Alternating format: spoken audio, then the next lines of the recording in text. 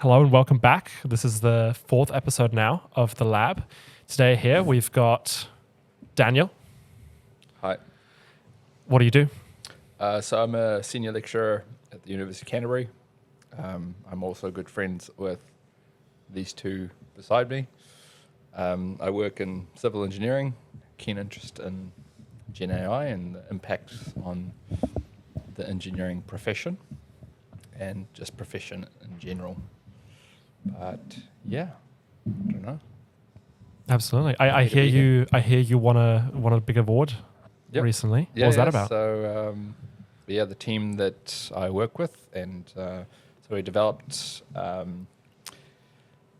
these 3 enterprise risk management professional development courses, and we've developed them with industry, and I think that's why they've been so successful, because I bring with my colleagues a lot of the academic rigor around these courses, but then we have the industry professionals to putting into practice. And so we won this national award for risk management, and because those courses have been very successful. We've had 96% of our learners in 1 year. We've had over 130 working risk professionals take these courses, and 96% of them, in the trenches doing it. It just continues to grow. So it's pretty exciting. What's the biggest risk you've taken? Well, I mean, there's a few. I think mountain biking is up there. Downhill mountain biking. Every time I start looking at the stats of downhill mountain biking, it's pretty risky. Oh, yeah. Yeah. Would you say scuba diving or downhill mountain biking is higher on the risk chart? Downhill mountain biking is by far more dangerous than scuba diving. Yeah. Skydiving? Actually, quite safe. What about if you have a flight booked home the day after you're scuba diving? Yeah, you don't want to do that. That was my. Oh yeah. I may have. Do you guys scuba dive? I don't scuba dive. No. No, I haven't actually. I've done like the snorkeling. I haven't done scuba diving. I guess, with scuba diving, right? Yeah. Yeah. Flying straight after diving is kind of a big no-no. And it wasn't the time issue. So I actually waited the right amount of time. But I was waiting for the flight in Auckland, and I thought, man, I'm really bored here. So I went for a run up a hill. Quite a big hill. One of the... Oh, okay. And so I really warmed up my blood. And all of a sudden, when I was in the flight coming down, I was like, ooh, my joints are quite sore. Oh. So, I went and visited. Okay. What is, if you could give one piece of advice to individuals in the enterprise who are looking to mitigate or take on risk, what would it be? Ooh, big questions. I think it's really important to be in the right mindset. Oh, yeah? Yeah, so one of the things, so I used to have this, the person who taught me risk management is this really amazing professor. So it's Professor David Elms. He spent most of his career studying risk. And he said one of the most common things that he saw is that people were sleepy, or they were tired, or they were angry, so it's this idea that actually 95% of all of our decisions are actually made at an instinctive or emotional level, even though we don't realize it. And we're very good as humans at justifying our already decided response. And so it's really important, so when you're making decisions in risk management, to be in the right mindset. I think that's really, really important, because it doesn't matter. You can have the best data, the best tools. You can have all of the, these amazing dashboards. But if you just come from a meeting and you're freaking furious, how do you think that's going to go? Yeah, fair. Right? Yeah. So one example is that they referred to this as the ice cream problem. Right, I'm going to put this in my own way, I guess. You go into the supermarket and you're like, Daniel, you should not buy ice cream. Ice cream is unhealthy. Yeah. It makes me fat. Yeah. And then as I walk past, ooh, but they have my favorite flavor. Yeah. and you're hungry. And I'm like, it's about 7. If I have ice cream today, I won't have it tomorrow. It's on special. Can you see yourself? That's called rationalising yourself into a decision that my animal, lizard brain has already made. Yeah. So I think it's my advice is that if you're doing risk management, it's really important to be in the right mindset. I mean, that's the problem, but how do you get into the right mindset? Because, how do you, what are the processes to get yourself and convince yourself to not buy the ice cream? So often what we say is, some of the textbooks would suggest, and I somewhat believe them, typically a structured decision is better than an unstructured decision. So if I was making a decision about ice cream, right, and I just make an intrinsic quick response, I'll probably just grab the ice cream. Yeah. But even a basic tool like a pros and cons list can very quickly hey, Daniel, all right, let's write down some of the pros and cons about buying this ice cream. And at least that simple task of doing a pros and cons list in my head might stop me a little bit to think, actually, can I think logically about this decision, weighing up the goods and the bads? Yeah. So is a pros and cons list your favorite tool for that? Because I never find that it works for me, because I have, no matter what, I'll have one on the, either a pro or a con that I really like. And it's and it'll outweigh all the others. It's it's like especially around large purchases or a new something. iPhones. Yes, iPhones. That's what I'm going through currently, actually. And it's the making the pros and cons list. And it's it's a lot of money. And the actual only con that I found is obviously the money. Mm-hmm. But I have all these pros, but the con is very strong. Mm-hmm. So is that an issue? Or? Yeah, definitely. But the other way you can think about it is you can think in terms of uncertainty.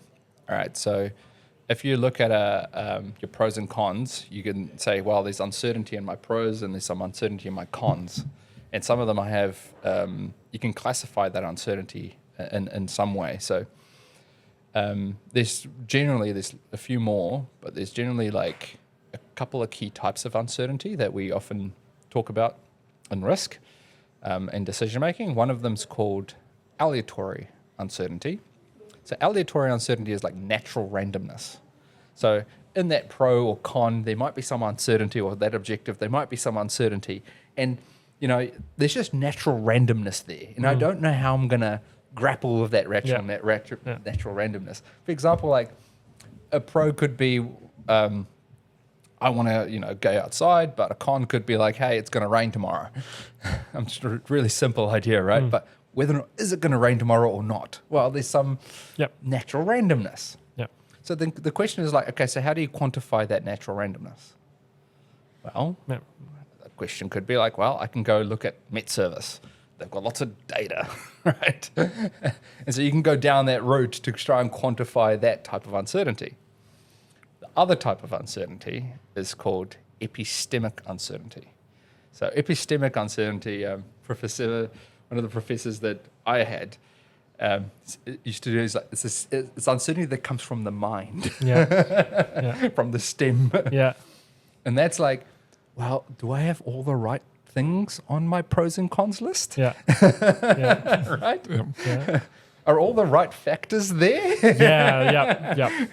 Am I really just attracted to this one pro or attracted to this other con? That's the feeling, right? That's the feeling, right? Am I actually just putting down the things that are true? Am I actually putting down all the factors, or am I putting down just what I want to put down to buy? Is it just confirmation bias for the decision I've already made? That's exactly it. So those are the things that you're ooh, okay. So how would you go about addressing those? So how do you address mindset, right? Is that mindset's part of it? Yeah. But the other thing you might want to do, outside perspective. Well, I might call up my girlfriend. Yeah. Hey, honey. Yeah. I'm here in the supermarket. Yeah. do you think I need to buy some ice cream today? She said no. Yeah. But you can see that's where, for example, consultation with an expert who's unlearned many of those natural tendencies is very, very useful. Right? So that's where you'd be like, oh well, if this is an issue of epistemic uncertainty, I might go call my girlfriend and be like, hey, Yeah. go consult with somebody who might be more knowledgeable on the product. So you've got your pros and cons list for Yeah. making a decision. How Yeah. do you avoid that pros and cons list just turning into a rationalization list? Well, ideally, through consultation, I'll be like, hey, girlfriend, I can see that ice cream's on special. Yeah. Do you think it's a good idea for us to buy ice cream for tonight? Right? Because that's exactly what you're battling. You're battling that rationalization. It's that like thinking process. Or do I have all the right factors? Have I thought about all the right things? And the way that we get through this is by gathering additional knowledge or additional information. And often that involves talking with somebody else or just bouncing that idea. And at what point do you know that you have enough? Because you can keep listing things forever, right? At what point do you pull in a second person, a third person? At what point do you go, all right, I'm just going to make my decision now? Well, I mean, I'm not sure how many people are a fan of Bayes or a Bayesian approach. Some people might not even know what that is, but... Do you want to give us the Eli 5 on Bayes' yeah, theorem? I mean, Bayes' theorem is one of the theorems that really changed the way that I looked at the world. But effectively, it comes down to this idea is, how do I update my own perception with incoming information? And the academic term, probably we'll keep this simple, but there's this really cool idea it's called a pre-posterior analysis. And all it really asks is the juice worth the squeeze? So is the additional information and the cost of that information worth the impact on the decision?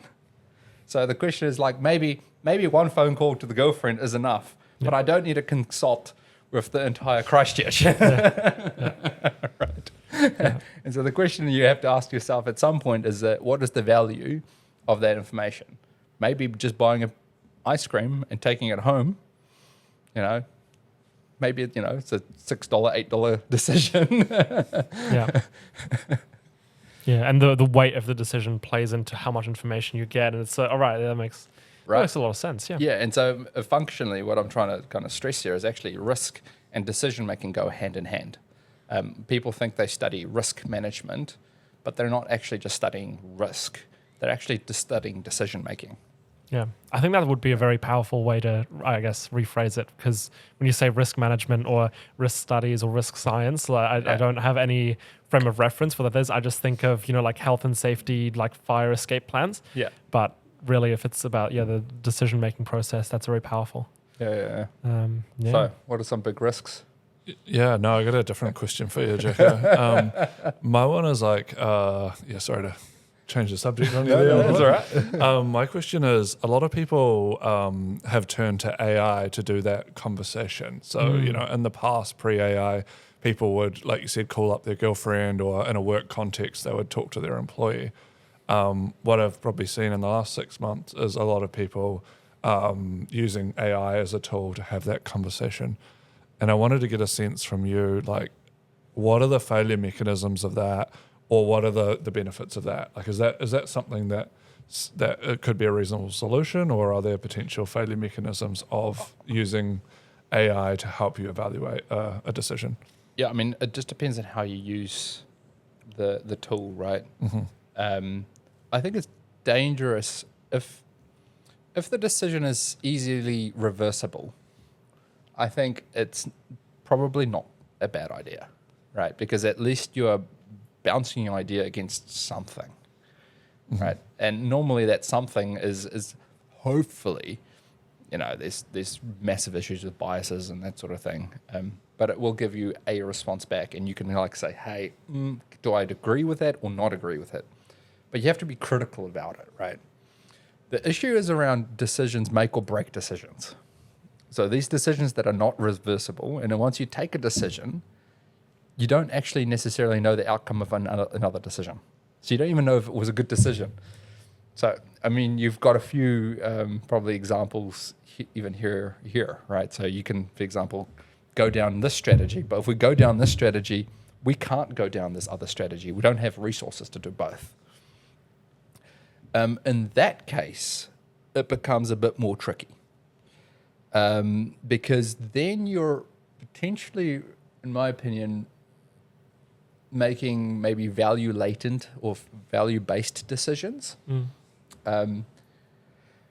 And I think you can explore the space with AI, but I would be very wary of using the AI to make that decision. I would be still more relying on human interaction there. Yeah. One of the like interesting characteristics I've seen with like AI used in that context is it tends to be quite like it's big on affirmations, right? Yeah, like it wants to tell you that you're doing a great job and you're doing the right thing. And I feel like for decision making, that can push you. That can push you down the wrong path. I think, like you said, though, it can be used very well to as a tool. Like, give me more information about this. What are some of the cons I should have considered, etc. But if you were to ask it, like, am I making the right decision? It's like, well, it just depends how the model was trained, whether it was trained to, like, affirm you or, you know, be a bit controversial. Like, I don't know. And I guess, well, in a business then, or like in a company, how do you manage that? Because obviously AI is valuable in the decision-making process, and also in identifying when decisions need more or less context. But yeah, how would you go about managing that? And how do you just go and ask all of them, or do you is there something that, you know, is that just something that we need to find a solution for in the future? Or I think it all comes back to the decision that you're trying to make, right? If it's a decision that's easy reversible, it's an the consequences are relatively low, you know, go ahead, right? If I'm deciding on my laptop color, I don't know what this laptop color is going to look like in this shade in this room, right? It's all to do with like what is the objective and what is the decision, right? So if it's highly critical, I'd say, hey, we need to step back here and use it, you know, to gather information, sure, but don't let it take over decision-making power. yeah, it's a really interesting thing, right? And it's something that I haven't thought about in a while, but I know, like, you know, a lot of people have to think about it's those research papers of how language can, you know, change, and like how, you know, someone who's inherently biased, either strongly or weakly or in one way or another, can shape decisions and can shape, you know, entire societies, right? It's framing. It's framing. Yeah, right. and it's also I guess subconscious to a point, right? Because there was a really, I think my favorite research paper as of recently was, or not so recently, was they told an LLM that it really loved owls, and then they got it to generate a bunch of training data for another one that they were making, and they removed any text that mentioned owls or birds or anything, and then as they were training the second one that had, you know, didn't know anything about this, didn't you know, it didn't have a bias, or it wasn't told a bias, right? At no point was it explicitly stated or hinted at that owls are really great. All of a sudden, it started really liking owls, which is really, really interesting, because a lot of these things, you know, so I think to some degree, maybe that's just some quirk of how LLMs work, but I think there's stronger parallels in there where a lot of stuff is connected or averaged out to some degree, and if you just move that average a little bit, it has massive effects, you know, later on. Yeah, for sure.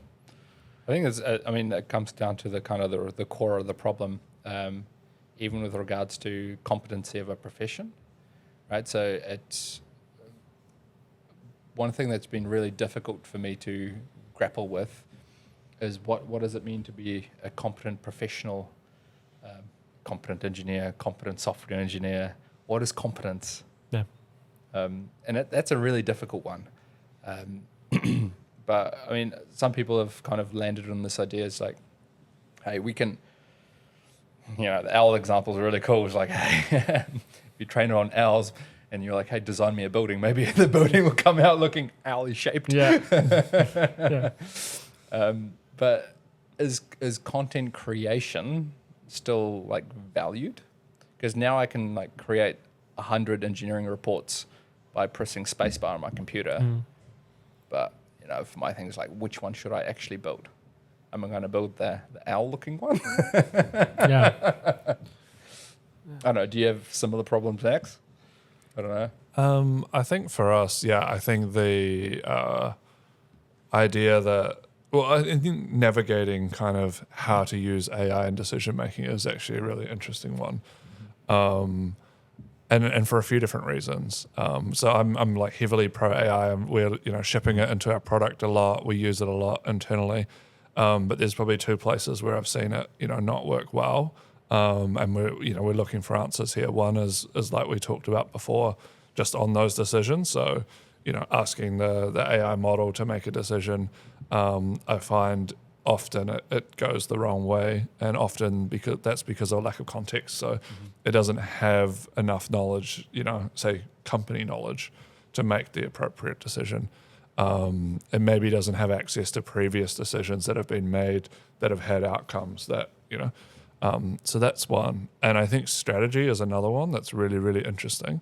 So if every single CEO in the world asked like what sector they should go into right now from the same AI model, you would now have every single business in the world trying to go into the same sector, which would crowd that sector out and cause it to collapse. So, and I haven't quite figured out what the actual failure mechanism there is, but like it's almost provable that would happen.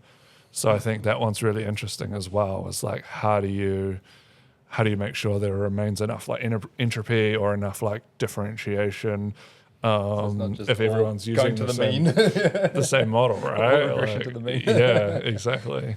But I think those two like kind of areas I find quite fascinating in terms of like management and AI. Yeah, for sure. You, Scotty? What's the question, sorry? Where do you draw the line? I guess what makes you competent over an AI? Well, I think what makes me competent over an AI, I'd say there's some things AI is more competent at, but fundamentally I don't think LLMs carry accountability, which is a bit of an issue because, if I make a decision to do something, that's on me regardless of whether, I've got that out of Claude or ChatGPT or Grok. So ultimately it's an accountability thing. So do we have to use best judgment and work through that? I would say with performance on, say we go back to the example of strategy, I do find getting them the correct context does help shape those kinds of, unverifiable answers. You give it a question and it can't verify itself whether it's given the correct answer because it's an open question. And it doesn't have the context. Yeah, I do find like giving it some context and constraints do help shape a better answer. But again, the issue is like better is subjective, and you need some entropy to make sure that you're not building the same thing as like 12 people on the same street. But I think at the heart of it, there's an accountability question, and where that falls. I'd love to hear your thoughts, Daniel, on accountability and AI and where those lines get drawn. Oh, that's a tricky one. Would love to hear it. Yeah. I guess in engineering space, I think at least the civil engineer or the structural engineer is pretty safe for the time being, because at the end of the day, we can use the tools are getting pretty impressive. The context specific and the field specific tools are also accelerating just as fast as we used to be, have to design a single building, and it'll take graduates and engineers, potentially hundreds of hours to design this building. And now all of a sudden we can do parametric design, where we can literally just drag the wall and everything gets recalculated. That's pretty cool. Right? So, and we can now iterate on designs. And I mean, it's so cool. But the reality of the question still remains is like, which of these buildings am I going to build, and which of them am I going to fill with 1,000 people? Because this building's still got to stand up, potentially in an earthquake. And if it doesn't, well, we can't really blame the AI. So there's a professional responsibility to ensure that this thing actually works, right? And that I think is going to be very difficult to take away from the person. And what's interesting around, like, how do you then teach that? Something that's really like on my mind is, maybe instead of now, I feel we need to go back to teaching fundamentals, right? Because you could be given, we had this case some time ago, but we were asking an AI to calculate the strength of concrete that's required for this specific precast beam.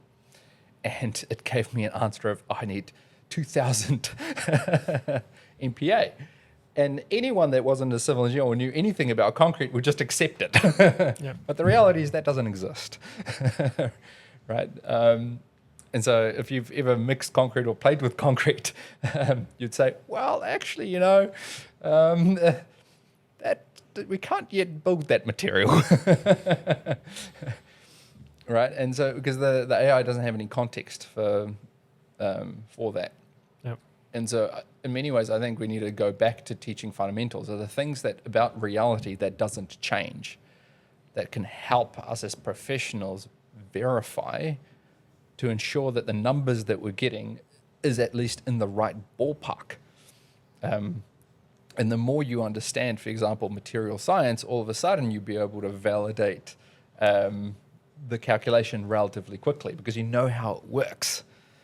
And it's almost the same thing with like a software engineer. We had this discussion earlier, right? Just like, do software engineers still need to write like code, right? Mm.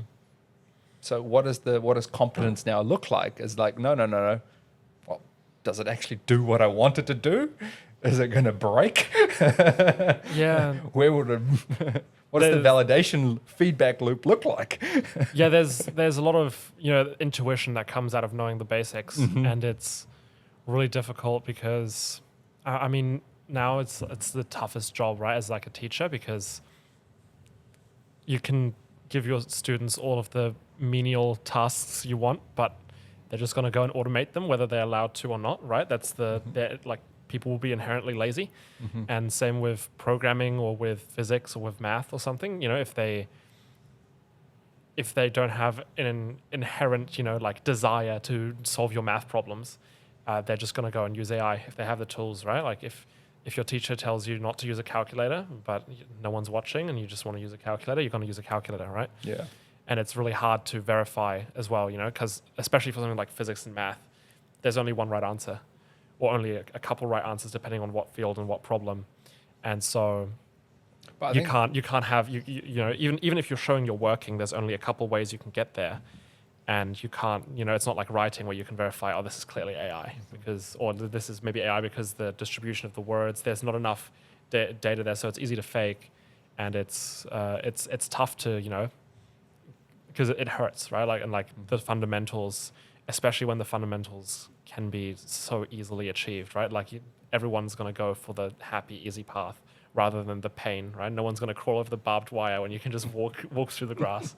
So I can't imagine being a lecturer right now or, having to deal with students doing that. The question is then we just need to change the medium in which we teach, right? So I think in engineering especially, it's potentially more easy than other fields. So for example, for us, why would you want to come to university is because one, you have good access to expertise, but also you have access to great facilities, right? So you could do all the calculations you want, but you can't test it in a fluids laboratory. So maybe it's now about embedding teaching in projects. All right, so it's more like, hey, can you actually build something, or test it, or verify it? So the way that we do that, and it's sad, but the reality is, and maybe we have to go back a little bit more to exams. Engineering's never really had that problem. We've always had lots of exams, but other fields have moved away from formal examination. Yeah. So I guess that kind of opens up two questions for me. One is, if it's all about the facilities and stuff, do you mean that then disciplines that don't require facilities, like programming necessarily, like math, art, philosophy, whatever, stuff that, anything that doesn't require millions of dollars worth of, difficult to get equipment, do they need uni anymore? And also, will this, requiring, like if the facilities are what's interesting to the people, does that mean that uni will become more filled with, smaller classes of more engaged students, because the way they get there is by learning the fundamentals themselves to be able to use this equipment and to take advantage of the facilities, which you only get if you have an inherent interest in the actual, like a deep interest in the topic? I think what is interesting is that we've never had an issue with access. I wouldn't say access of information was always very, very useful, right? So any good university have never really paywalled or said you can't access the library.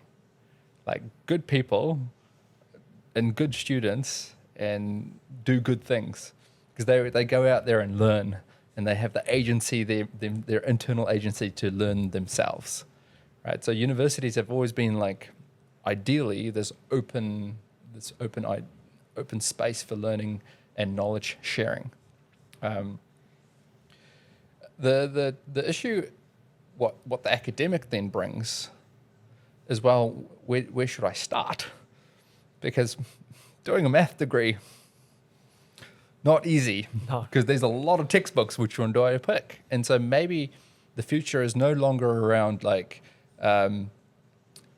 specifically having to teach specific concepts.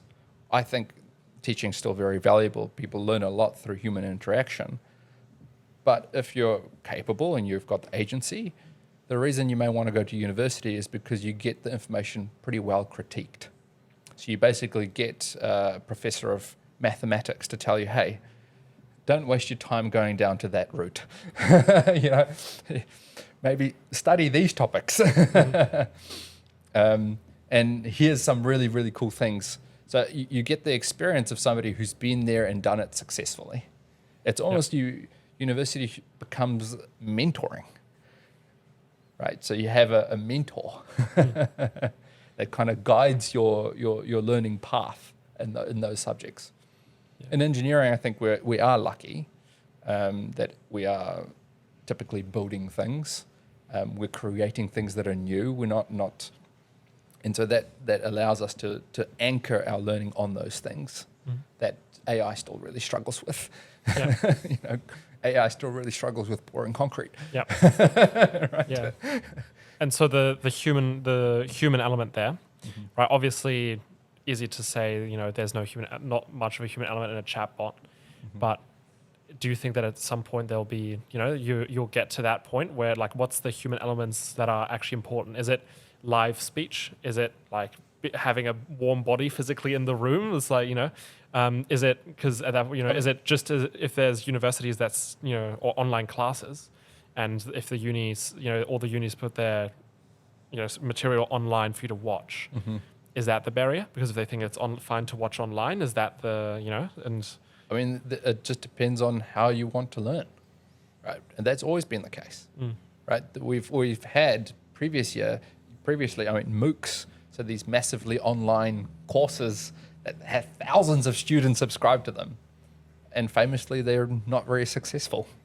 They're not very effective at engaging. Yeah. So people say, yeah, I've done this course, but how much do you remember of the actual content? Right? So it's the mode in which, the learning environment in which you want to learn. Right? So a big part of university is not just the lecturer, it's actually the environment you're in. Often, if I think of my learning experience, the reason that I did so well is I was lucky enough to be studying with this guy and this guy, right? And it's that group discussion that's actually taught me the most, right? The lecturer, sure, and got me enthusiastic about the topic. It's like, oh yeah, that's really cool. But that's not actually the learning. The learning came sitting in the civil suite, which is our study room for civil engineering, hour and after hour, talking with Max about, hey, is my bending moment diagram, do I even know what a moment diagram is? That's where the learning actually happened. Peer learning, right? Which is very, very important. Yeah. Which is really, really important. And so I think that's actually what we should focus in on, is what is it that makes learning effective? Right. And that's what these institutions can provide. Right. You can technically, do almost a complete computer science degree from, was it like MIT or Stanford? Because all of the courses are online. Right. You should never be gate-kept for learning, in my opinion. It's almost not the actual content; it's just the environment. Right? Yeah. I'm curious, Daniel, whether you think we just need to focus on like harder problems. So you talked earlier about fundamentals and the importance of teaching those, which I think is very, very important. And even the things we do here at Lumin in terms of engineering, the fundamentals are very important. Like we're trying to speed something up, or we're trying to improve the reliability of a certain system. AI can help us achieve that, but we also need to understand fundamentally what's going on. Otherwise, we get in a hole, right? Yeah, for sure. But I'm also interested in the other side, which is, should we or can we just work on harder problems now? So when I look back to my education, and I did, PhD in the robotics, and I worked on some like pretty tough problems in like robot navigation. But I think with the tools, that are available today, I could work on something like 10 times more impactful, 10 times more. I could achieve so much more, right? So is there a sense like at the university that these tools will allow us to like achieve more, research more, like work on harder problems, or what does that look like? 100%. I think, to be honest, I could probably have done so. When I did my PhD roughly at the same time, right? I probably could have done my entire PhD in, a number of prompts now. How many prompts? All right, give us how many prompts? This is incredible content right here. No, but it is true. At least some of the technical coding components I could have done in a number of prompts. There's many other components that would have taken me just as long. Right. So, for example, the data collection would have taken you just as long. But, I had to learn a lot about how to write code, because in civil engineering, while we teach how to learn code, we're not software engineers. I physically had to write the code. Right. Now I could have been like, hey, ChatGPT. Get my whisper flower on, get my mic out there, and hey, I've got this data set, it's got these fields.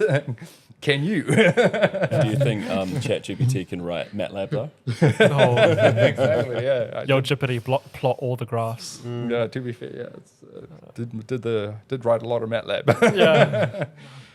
But yeah, I think Max, you're right on the money. Imagine if we had LLMs when we were doing some of our big projects. The scope of those projects could have been just so much larger. Yeah. Right. Ambition is now like really the thing. It's like, ooh, but you have to be careful though, because I think it's easy for maybe once you've learned that knowledge to then start doing really, really complex things. But if you don't have the knowledge, you don't know what's complex. Yeah. right? So it's I see this really, really often is when students, they don't know the basics well enough, so they don't really understand why the complex problem is complex, because complexity is kind of scaled on some basic elements. So it's like a walk before you run kind of That's thing. exactly it, Yeah. right? And I mean, I'm sure you probably wouldn't disagree with me on this, but at the moment, the unis just aren't set up in a way to push those hard problems, and it's probably almost more holding, like from what I've heard, it's more holding back the people that want to use these tools to, go faster and do more. What's your take on that? And how do you think, because obviously they're in a very tough position from, being actually like working at the university. Yeah. What is your perspective on, AI kind of rattling things up? I think that's probably not completely true, because on the research front, the universities are definitely pushing the bounds, because we always get very, very talented people. And if you give talented people a task, they will use the tools at their disposal to achieve said task. So like we said, the tasks are getting more grandiose. So on the research front, man, things are pretty impressive. I think the struggle you have now is that the gap between what's happening right at the frontier level of research and people coming into university is, in some cases, moving quite rapidly. So the people with high competence are becoming so much more competent. And now trying to bring people up to that level of competence is taking a lot more energy. And maybe, I don't know if you've seen that here. And so maybe, if you have a really, really competent software engineer, all of a sudden they can do the job of like 20 interns or 20. And now the challenge is like, okay, so how do we actually manage the knowledge? Because when that competent person eventually leaves the company or retires, what happens? So now you actually have you have to have a really, really good knowledge management plan to actually, and that's why I come back to mentoring, to actually bring these people along on the ride. Else we're going to run out of talent potentially in our company. Yeah. So the start and the end are moving further apart, and it's getting harder to kind of keep people going. Yeah, the whole way. and give people that agency, or give people that empower them to, kind of keep track and keep going. Yeah. Would you say that's something that you can be taught, or that's something that you just have or develop? Like once people get to university, do you think that they can develop that agency to be that, or do you think that once they get to university, there's you're either a go-getter or you're not? I think you can be taught, but not necessarily by just the university. I think I'm thinking in my experience is that the agency I got from was by the people around me, right? So the university can put a governance structure in place, but the governance structure indirectly can help foster a bit of agency, which I think can be useful. So, I mean, engineering is hard. Yeah. Like it's a hard degree because the problems are hard, right? And having hard problems that you then have to do by a deadline, all of a sudden you put in a room with other people who are also facing those hard problems, and all of a sudden you see them, making progress, and you want to make progress. And so I think in that way, peer pressure is actually quite is a good thing. Yeah. Because I mean, functionally, I probably wouldn't have passed engineering if it wasn't for my closest friends. Because I didn't go to a private school. I came to Canterbury Uni just as an everyday, and all of a sudden it was actually my friends who helped me run. Yeah. So it's about advocating for yourself, making sure you're in the right position. Yeah, and having, again, it's like you want people around you that have been there and done that successfully, because they know where the pitfalls are. Yeah.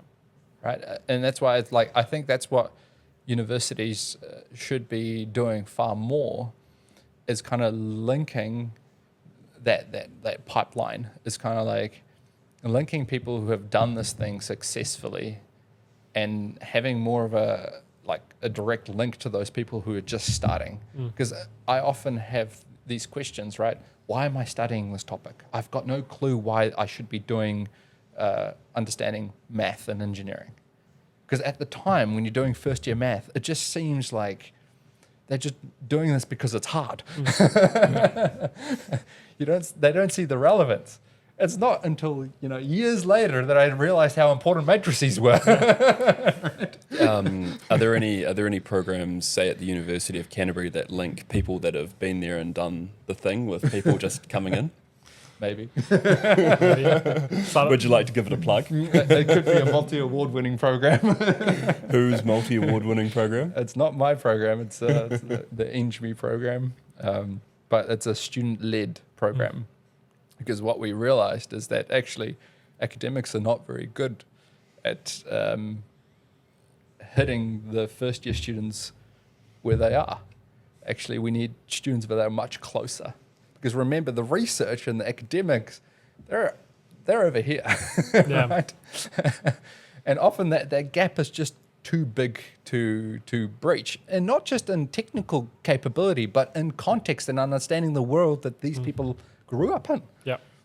Right. So what we found is actually a student-led approach is far better, which keeps the program relevant to each year. So if you get students that are, for example, senior students to lead the program, they have a much better inkling of what is relevant to the first year students, because they were the first year students only a couple of years ago.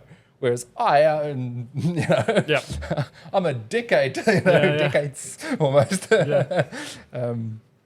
away from being a high school graduate. Yeah. So I've got no idea. I don't even know what the recent memes are. I don't know what. I don't have a TikTok account, right? So how do I then breach that gap? Yeah. That's the reason that's been so successful, is because it's been led by people who are closer to the coalface, really. Yeah. I remember the entry program. I did it. I mean, I do have to say, I personally didn't enjoy it. I didn't like it, but to be fair, I didn't like a lot of what I was doing at uni. So I don't think it's because of the program. Maybe the. I mean, that's the thing, right? The other problem is that mentors are hit or miss. So, you kind of have to find your own mentor in some degree as well. Yep. And in many cases, it's very, very successful. We have, for example, EngMe groups that are meeting up multiple years after they graduated, and they're still meeting up, right? And I mean, again, I think I'm a big fan of this idea of can we get people who have gone through there, done it successfully, to help bridge the knowledge management gap. Yeah. How would you go about setting this up in a workplace? Very tricky. I mean, you can pay a service to do it for you. There's a few. Really? Yeah. There's actually digital tools for setting up mentoring programs in workplaces. You can track scores and all sorts of stuff. But I guess you have to get to a certain scale to have a formal mentoring program. Before you hit that certain scale, I think it will have to just be an informal mentoring program. And then I think it's really, really important to recognize that mentoring isn't permanent. Most people think, oh, you're my mentor and you'll always be my mentor. No. You have many mentors. And mentoring can start and stop. I think that's a really, really important consideration, because you might have a mentor that's like, hey, I don't know how my thinking is around strategy development. I might go to this person who is more strategically minded. This person is more technically minded. I'm going to go to them around this technical thing. So you have many mentors as you go through your journey. Is kind of my view. Yeah. There's a lot of parallels from the whole. I really like the stuff you've been talking about, or just being at uni and getting the students along, and how to, because it just carries on, right? There's no it's the workplace isn't a university, but it's the same kind of cycles, and you don't stop learning and you don't stop developing while you're working, right? Because then you'll just end up in this, like if you don't do anything and to keep going, you'll just end up in the same place for the rest of your life, right? So and I mean, as soon as once you leave university, right, it's like doesn't mean mentoring stops. No. Right? Like actually mentoring, that's when it really begins in many ways. And then it's like, ooh, now I have to get stuff done. And I've not done this before. No. And I was like, ooh. Yeah. Right? No, it's a interesting topic. But it's a difficult thing to do well. Right? Like everything that's worthwhile doesn't come easy. That's why it's worthwhile. That's why it's worthwhile. I'm interested, Daniel, you recently wrote a paper about decision registers, right? I'm interested to learn a bit more about that, and particularly you mentioned like institutional knowledge and how do you build that up within an organization. At least what I've seen here is that, using AI gets even more and more powerful if you have that institutional knowledge. But that means that, building that up, documenting that, super, super important. So yeah, keen to hear just, more about your paper about decision registers and, what you're exploring there and what you found. Yeah, I mean, this came from a discussion that actually we had many, many, many years ago. I'd say it's probably five plus years ago. There was this question around organizations flip-flopping between decisions. So 1 year, one person does this, and then they'll go back on the decision, make a different decision. We might go with this tool, change to this tool. And then I was like, all right, this is really cool. Then I started reading about this in the management literature. And so in engineering management and project management, this tool of a decision log is often used as a more formal methodology where it's actually to assign liability. So it's like, who decided on this? So we can track back and figure out who to blame. Yeah, assign blame, yeah. I've got some decision logs to go up there. Just my name off then. Far out. No, but that was typically how they have been used. But the concept doesn't have to be disciplinary or blame game, right? And so in a student-led program, for example, the one at the University of Canterbury, we have some of the best students in the faculty running this program. These are students who are, highly capable. I am always impressed every year. I'm like, my goodness, I'm so glad that you're running the program because this is impressive stuff. Yeah. Right. But the problem is they graduate and then all of a sudden, all that knowledge, all that experience, the things that worked really well, the things that didn't work well, all the lessons learned disappears.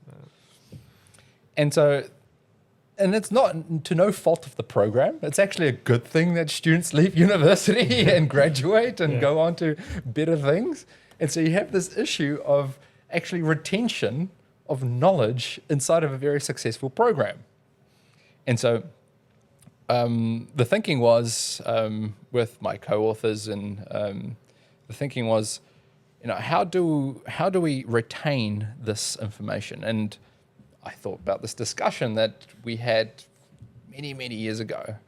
And it's like, wow, can we adopt this idea of a decision register, simplify it to make it a positive thing to retain why are we making certain decisions? The great thing about decision log is it doesn't have to have really, really high administration load, especially now with Gen AI. Right, it becomes like a repository of, what was the date, what was the thing that we needed to decide about, what was some evidence that we considered, and who made the decision, basically. What that then allows for future leaders is they can then reflect upon the decisions that were made previously. So it's still okay to change your mind. And normally it could be good because sometimes you just need to evolve the program or evolve the company or evolve the strategy. right? We do need to change decisions because that decision was made at that particular context. But let's just think back and consider why that decision was made in the first place. Yeah. Right? I think that's the really, really important thing. What it also lets then me do, as like an academic looking at this this program, I can then look at how decisions are, and the evidence with regards to those decisions are tracking towards larger long-term program objectives. Yeah. Which is a beautiful thing, Yeah. because that's really, really difficult to do, especially when you have people entering and exiting the decision context to know whether or not all these lines are actually even pointing in the same direction. So I think that's been very, very useful. Please feel free to link the paper. Oh, can do. It's open access. Can do. In the description on YouTube, it'll be there. Yeah. No, but it's I think it's a really, really powerful idea. And now with like AI, we can really turn this idea up to 11. Yeah. Right? Yeah. I guess that's maybe to some degree originally why people started writing diaries, right? Or a good side effect of keeping a diary, and I never really understood it until recently when I was listening to someone talk. I was like, okay, well, yeah, that makes sense. So do you think there's any value in keeping a decision register of sorts of your own that you can evolve and learn from? I think so. Yeah, I think it's really useful. And the trick of this entire thing that we learned the hard way. This is what the research kind of points out, is that the administration load of this needs to be low. Yeah. Because if the administration load of this is high, nobody's going to do it. Yeah. So you need to have a low administration load and really hit on the things that are important and then just leave it at that. How do you manage to keep it low? How do you manage to keep it lightweight? And how do you set it up? Like, how would you set it up in a company if you were? Right. So, I mean, the engineering project manager in my hat, if you're looking to assign blame and assign liability and understand who made decision or why, you'll have far more information. You'll be linking to specifications and blah, blah, blah. Right. So, but if you're looking at it as a positive thing, I would suggest you think really carefully about the fields that you include in your log, right? And limit the number of fields, no more than 2 or 3, right? Or maybe 4 would be my suggestion, because else it just becomes a tick box, fill in the square exercise. But now with AI, right, we could put a microphone in the middle of the table. We can have a chat. The AI will fill in our decision log for us. And then all of a sudden the decision log becomes a knowledge repository, which is very useful. And in many ways, your emails is a knowledge repository. It's a method of knowledge management. Yeah. You can, maybe it doesn't necessarily suggest what decisions were made, because sometimes decisions are made around the boardroom. Yeah. How do you decide which decisions to track? Because it seems like a very recursive thing, obviously. But I mean, if you keep a log, I guess it depends on if it's for you or for the company or for the program or whatever. But I don't track why I had lunch at 12:30 and not at 12, right? Where does the cutoff? How do I know when I should be recording something, and how do I know what decisions are actually meaningful to record? Because some that I might think don't really matter might be hugely important. I mean, it comes back to the other thing, right? Is the juice with the squeeze? Is the decision critical, right? It's really that. It's like, how critical on the scale of putting my next foot in front of another when I'm walking. I don't even think of those decisions, all the way to I'm going to marry this person or not. Or, should I buy a house or not? Or, much more critical decisions, should I invest into X or what not. Things that can potentially, so it's along that scale, and at some point you just have to make a decision whether or not this decision is worthy of the log. And I think in an organization, often you pretty quickly figure that out just talking with somebody else, right? It's like, hey, if a tech company might be, we've partnered with this company, which means that we probably can't partner with that other company. Yeah. That seems to me like something that should be on the log. But no, day-to-day decisions, probably not warranted. I don't know. So a third party is good to identify what decision is critical because they have an outside view. Yeah. I think that's where the log is useful, especially in social contexts. Because often in social contexts, it's difficult to track why decisions were made. Yeah. Right. So if we're talking like in a team, like we have to decide on where we want to go for dinner, we will eventually decide where to go for dinner, but we won't remember why we decided to go for dinner because you said this said that. Oh, this place is close to walk. This place is, I feel like Chinese, or I feel like pizza. So sometimes hard to figure out, how did we end up at the Korean place? Yeah. So I feel like, Daniel, we've grilled you a lot on, everything from whether AI should be used at universities through to decision registers, research, harder problems. Do you have any questions for us, or any questions about what we're doing at Lumin or just in the private sector in general?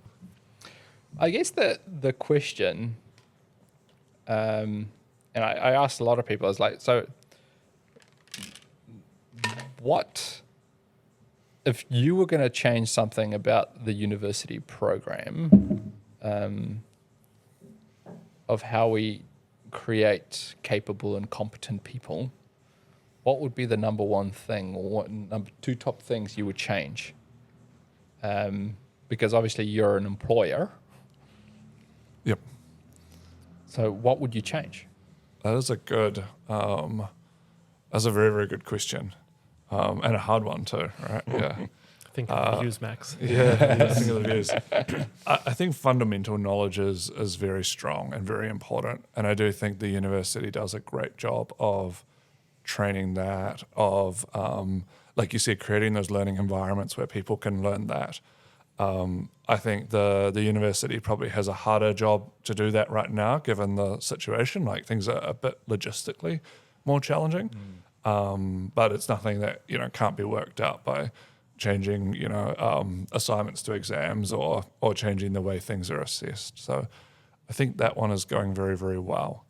I suppose, what we get super excited about are those people coming out of university that have learnt the tools and can achieve like extraordinary things. So how do we, when a student's going through university, and specifically I would say through their undergraduate degree, how do we make sure that they have that exposure to like really, really challenging problems, so that the ones that have the passion and the ambition can really like throw everything at it and get really, really good at those challenging problems.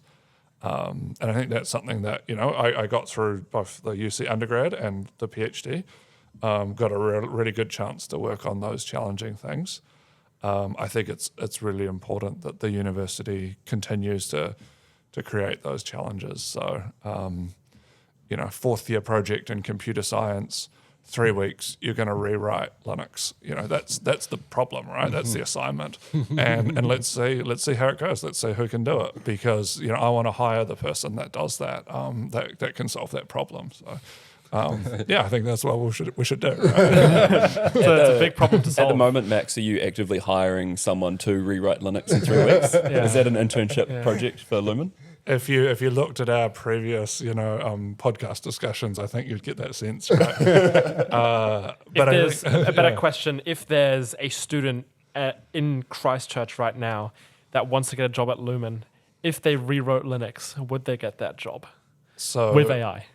For sure, like without a doubt, right? They would have to align with their other cultural values because, like being able to work with a team, being passionate, being curious, and like having a reason for doing that sort of thing are also, really important characteristics. So it's not fully guaranteed, but if someone was able to show that level of technical competence and that level of ambition, they'd be jumping right to the top of the list in terms of, technical hires for us. I'm interested that the first thing that came to your mind, Max, after the rewriting Linux was cultural. Do you think there is an issue with the culture of Linux developers?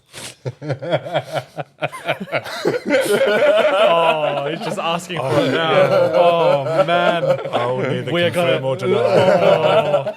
All right, yeah. Oh, you're really treading the line of getting cancelled. Like, oh, this is like the equivalent of like discussing, gun control and things. I'm just Like, looking for our next 50,000 views.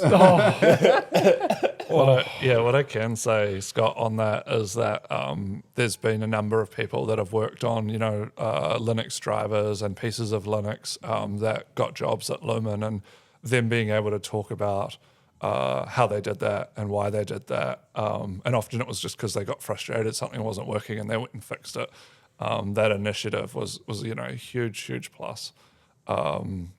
So that's kind of one answer. Yeah, I think now the tools are more powerful, right? And that's like, well, okay, maybe making a small change to a big code base is not actually enough to show you've reached like technical mastery. So what are those really big ambitious projects that you've taken on to show that you've reached that technical mastery and that you have the ambition to do big stuff?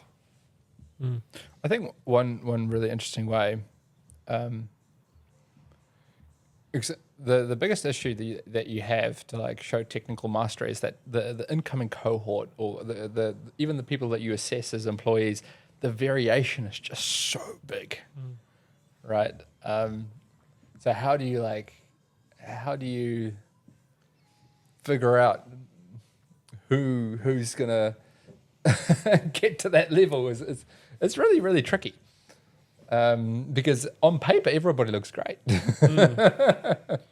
I feel like you can tell. Like I've talking to a lot of developers and a lot of especially comp sci and engineering students at UC, you can 100% tell pretty quickly because there's a smell, right? Well, not an actual not an actual smell, but you can tell, right? It's not something that there isn't one question I could be like, all right, yeah, this is what's going to tell me, but after like 5 minutes of conversation or just, like it's pretty easy to tell just because those who know, right? Like there are certain things that they will say, certain, like, if you ask them about projects and there's certain things that you'll say because you are technical and you are in that field, you understand what's difficult, you understand what's impressive and what's like good and interesting, which is... There's exactly my point though. Yeah. So that's my question is how do you train that?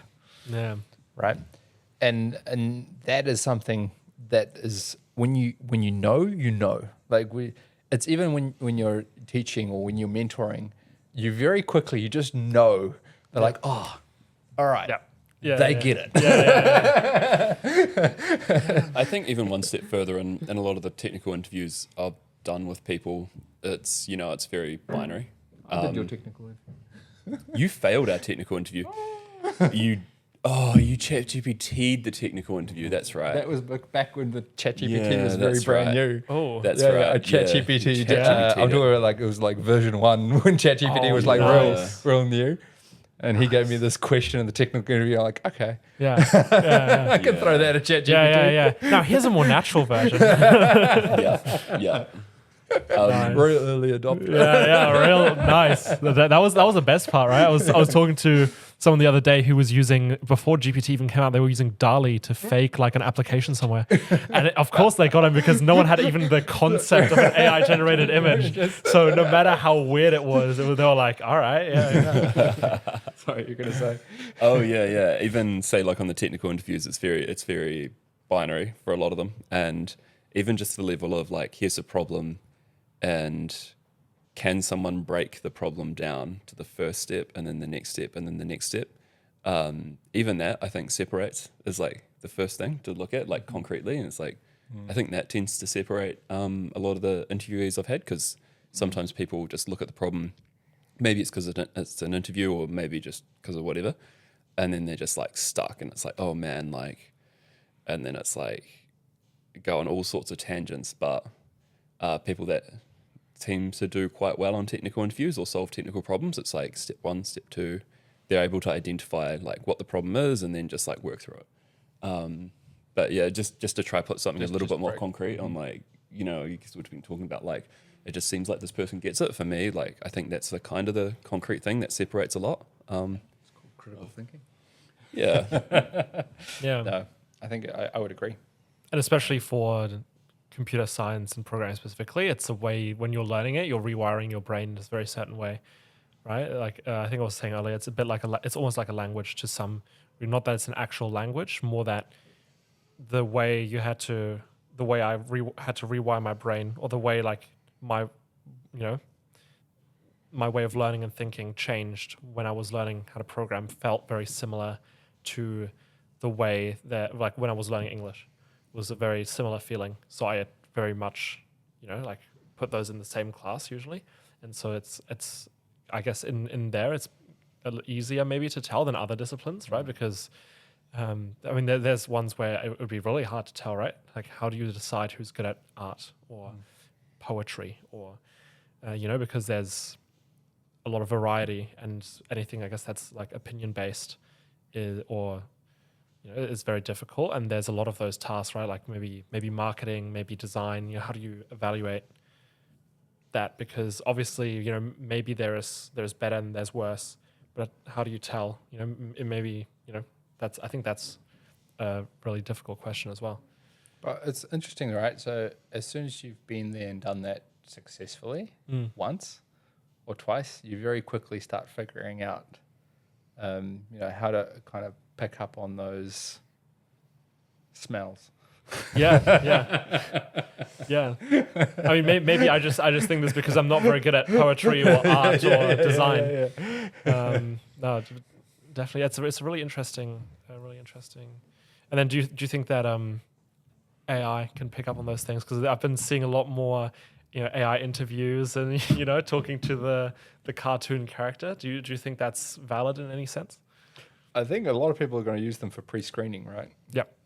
Right, because that's the issue often, and you get hundreds, if not thousands, of applications, and I think they're going to be very popular for pre-screening to kind of like figure out who should we actually interview. And it does worry me a little bit, because then you're relying on this thing that is potentially quite heavily biased. And, so I don't know. I'm a little bit, I don't know how I feel about it. Yeah. Because they're kind of then treating humans like a number and treating them like a component or yeah. But don't we do that already? I don't know. Also reduces the willingness to try almost, right? Like if you're in a room with a person interviewing, no doubt you're going to give more effort and more, alertness than if you're just talking to a random chatbot. I mean, again, I think that just gets down to the core question, right? This is how authentic can AI get, right? Because us as humans, we are drawn to authenticity. If that's an authenticity in interviews or authenticity in anything, it's like, ooh, I mean, I don't know, even Notebook LM, have you ever, it's pretty good. Like you chuck that on and it's a podcast about the paper, It sounds like, it's hard for me to tell, it's like, it's got the mannerisms. Yeah. But then the question is, because I've had this actually a lot as well, that it's the authenticity, it's the human touch, and I always ask, what is the authenticity in the human? Because going one level deeper, and I mean, I think what most people end up getting to is people value human effort and human time spent disproportionately to the actual quality of the output, right? So I was talking to someone the other day, and they were talking, Pinterest or your social media, and how it's like, oh well, it's all AI generated and there's all this stuff and they don't like it, and we ended up getting to the conclusion, well, people just value human effort actually put in disproportionately, even if it's worse, right? If there's an AI image of a car and there's someone who's like designed a car, even if the designed car by the human is worse, people will tend to like that more, up to some level, right? Because it's disproportionate to some degree. So what do you think about that? Yeah, I think it's one of the universal languages in all cultures. Doesn't matter where you are on the planet, human effort is always valued. Right? Doesn't matter if I'm South African. I am South African originally. In New Zealand, we very quickly see it's like, wow, that person has put a huge amount of effort in. Right? Effort is valued. Yep. Irrespective. And do you think that will change? Because, I mean, I guess effort is valued because, of the output, right? If someone puts in a lot of effort, you expect a high quality output. If someone works very hard, like someone takes 2 years building your house and like puts in, is there every day, probably think it's going to be a good house. If someone spends 3 months painting a beautiful picture for you, you expect it to be a good picture. Yeah, do you think that's going to change at all in the future? I mean, again, this is the hard questions, but my opinion is that it gets down to the ideas like, hey, if a professional spent a lot of time on this, this thing is worth building, right? Or even if they have an AI tool, they've looked at all of the different options and they've figured out which option is worth building. So is this that effort is, like Max was saying before, is you're amplifying the effort, but you're still putting in just the same amount of effort, but hopefully we're even getting to something even better, potentially. So I think, effort will always be valued. It's been valued for the last couple of thousand years. I don't see it changing anytime soon. I think what do you think? Art's an interesting kind of example of exactly what you said, Daniel, because throughout the history of art, there's been technological improvements like, photography, etc., where, cameras got better and better, but art continued to be a thing. And it must just be, I don't know a lot about art, but I imagine it is actually just a valuing of that human effort and human time put in. So I think there will be like an intrinsic, value associated to human time and effort. Or at least it has been like that for 5,000 years. So, yeah. And, I mean, that's maybe what makes certain competencies so valuable, right? Is because it's the amount of effort and time it's taken to gain that competency, right? I mean, very famously, like surgeons get paid a boatload of money in society because it takes a long, long time to become a surgeon. So I don't know if that will continue. In some fields, I'd say probably. Others, maybe not. So 10,000 hours to become an expert or something, is that, yeah. So do you think, if in the end, do you think that the whole advancement of technology and, being able to tackle those hard problems, I guess, sooner or better, do you think that will reduce the time needed for study? Do you think that it'll speed up potentially, or that it'll take longer? Or will it just kind of balance out with the problems getting harder, and so it takes the same amount of time? Good question. I mean, I think there's too many problems and too much work out there. There's this perception that I think people, and again, this is just my opinion, all right? A lot of people think, AI is going to take my job, which in some circumstances it will, but it won't take all jobs because more jobs will be created. In my opinion, there's an infinite amount of work out there. In civil engineering, you will find a pothole to go full, right? It's not like we are struggling with the sheer quantity of work in front of us. Yeah. Actually, hopefully AI could help streamline some of these things such that we can actually do better for society, because in some cases we're not doing so well. Yeah. Right? So the question is that will there always be work? I think yes. And will effort towards that work be valued? Yes. The tools that we have get more sophisticated. but that just means that we can do more work more efficiently.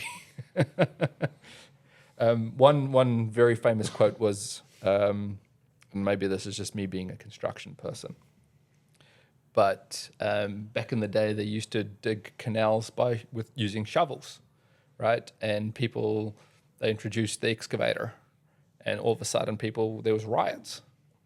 This excavator's taking all the shoveling jobs. The instant, well, if that's the case, then should we give everybody spoons? Yeah. Right? No, that's right. I think that's maybe the same thing with, if we look at AI as just a tool, as not a thing that will replace general, intelligence. That's maybe what makes it different than the excavator. Yeah. But if we just view it as a tool, it's just a much better and faster excavator. Yeah. That's a good way of thinking about it. I think there is so much work to be done, and there are so many problems that need to be fixed. Like, we're not at any shortage of things that need to be solved. Like, in every way you look, things could be a lot better across most things. And I really hope that the crazy boost that we've seen just in tech and SaaS will bleed over into these other industries where it hasn't checked yet. Like we still don't have self-driving cars on the roads, even though we have self-writing software, right? Yeah. We have hospitals are still, like, the ER is still using a different system than the one that the main hospital is using, and it's like they're both written in the 80s kind of thing. So. And the ER are still packed, and the waiting lists are getting worse. Yeah, right. So absolutely. My point is that the sheer amount of work out there is not decreasing. Yeah. And if we can build enough AI to solve all those problems, maybe then we have an issue. But yeah. So I think the timeline of money won't be relevant in 10 years is probably a little bit too optimistic. That's a good quote. Was that recently, right? Yeah, it was Elon Musk. Yeah. Was it 10 years or 20 years or whatever?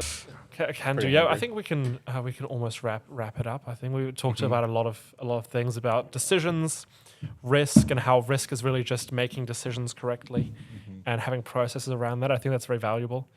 And I'm actually pretty interested in going now and setting up some kind of decision log for myself, because I think that's really something really I hadn't thought about it before. Yeah. And I think because I use LLM so much, and I think I tend to think each prompt is a decision.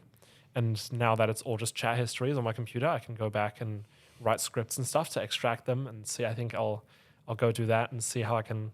And then you can maybe track. That's the crazy thing for me is that longer term perspective. So instead of having these short term decisions that we're having to make in the moment, can we see if our little lines or our decisions are all pointing in tune with our long term goal? Yeah, that's right? cool. So, Should we like a visualization of all the decisions that I've made and see where they're pointing? That'd be cool, like a semantic. That's exactly it. Is that Nice. because what we're trying to match here really is actually short-term thinking to long-term thinking. Yeah. Like that's broadly like the philosophical thing. And that's really, really powerful. Because you don't want to be making decisions in opposite directions, because then you're flip-flopping and you're not getting anywhere potentially. Yeah. Especially if you're making decisions just based on your interests, right? So, for example, I'm hungry. I need to go buy some ice cream. But maybe your long-term goal is actually, Daniel, you want to be a bit healthier so you can live a bit longer. All of a sudden, it's okay to have ice cream now and then, but maybe don't go down the ice cream aisle, the lolly aisle, and the chips aisle, because all of those arrows are all of a sudden not pointing in the same direction as your long-term goal of living longer. That's a really cool way of thinking about it. I'm a little bit obsessed with trying to improve everything and trying to improve myself. It's a very engineering mindset. Yeah. Optimization. Basically. Yeah. So really, I'm quite obsessed with that. I think I'll go try that. See how that goes. Yeah, but it gets to a point though, right? At what point do you stop tracking? Yeah. Because at some point you just got to live too. you know? Yeah, exactly. It's like the measure becomes the life. Yeah. Is there anything specific you wanted to get in there, plugs or anything, Daniel, before we wrap up? Not really, Max. What about for your course? Yep. I mean, so I guess we do have, if you're interested in enterprise risk management and how to make and link decision. From the top. Did you get that from Helen? Did Helen come in and do the interviews with you? Or no? Oh, yes, yeah, I know what you're talking about. Yeah, documentary. Yeah, documentary, because they told us to do the Yeah, that's right. We got the final cut. It was very cool. Oh, nice. No, I was going to say is that if you're interested in linking strategy to risk to decision making, if you're interested in doing a course on it, we do have the UC enterprise risk management courses that I've been heavily involved with, and so that is there for those who are interested. Is that the course that just won a whole heap of awards? Yep. Yeah, it's won recently one of the national risk management awards. You heard it here first, the best risk management course in the country. Very nice. Very nice. Yeah, I think everyone needs to sign up and take some risk management courses. And I hope that. How big is your risk? How big are your classes? So they're normally about 25 to 30 per cohort. And how many of them do you have? So there's three risk management courses. So there's Risk Essentials, which teaches the fundamentals about risk management and risk science. Then we have Risk Tools, which goes into, there's around 70 plus different tools that we can use in risk management. There's more, but those are the ones that we're kind of focusing on. And then risk communication and reporting. So then once you have the information from those risk tools, and we both cover, for example, quantitative tools and qualitative, quantitative tools, mixed methods tools. But once you have the insight, well, then what? All right. So that's the last course, communication and reporting. Yeah, I don't know, Justus, what you're planning on your spending your professional development budget on, but I think I figured out what I'm spending my professional development budget on. Well, that's a Dev Day in the SF. Oh, But I don't know, a risk management course. Yeah, risk management. It sounds from my calculations, it sounds like we should be expecting at least 112 views on this episode. No, I think it's more New assignment. Watch the Yeah. No, I think it's more. I think it's interesting. I mean, again, if you are interested in these things, what these courses help you do is they've been developed with, I'm talking about 10, 20 different subject matter experts around the country. So it's not just me. I help, lead the academic-y kind of way, but in this course we have CEOs of multiple companies, really, really top people in New Zealand talking about the integration of risk management into the enterprise and business space.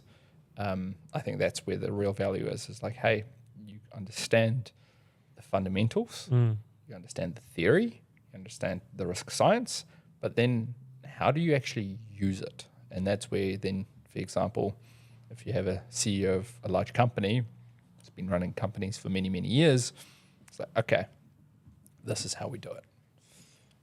So there's this beautiful interaction between theory and practice. That's what makes it good. All right. All good. No worries. Awesome. Thank you so much. Cheers, And team. tune in next week.